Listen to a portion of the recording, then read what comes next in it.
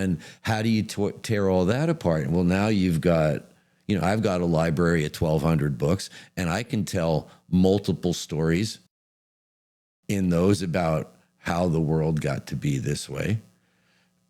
And yet the dominant story that's tearing everyone apart is this. On the one side is a group of people that have been excluded from a role in deciding how the society is structured, right?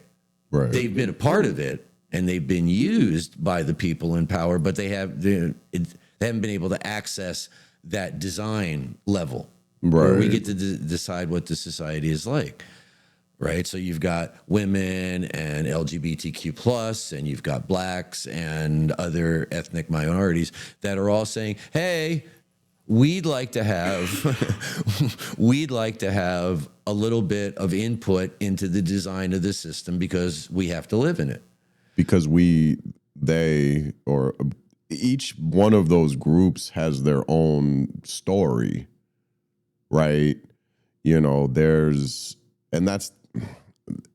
That's kind of the thing. It's like each group has its own story. Like there's this story of, American exceptionalism, but then there's a whole bunch of people that's been living in this country since its inception who were like, nah, it's like you make America great again, but there's a whole section of the population that's like, nah, America's never really been great. At least not for us. Not for us.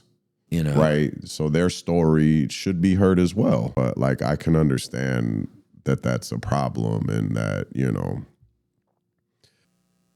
So are you saying that just being exposed to these other perspectives without being asked to accept them necessarily, but just to be exposed to them is going to soften your singular view over time? I think that it helps, especially if you're consciously trying to understand. All right. So it's not just a matter of, because there's plenty of, there's plenty of prejudiced, bigoted people that, interact with various minorities every day.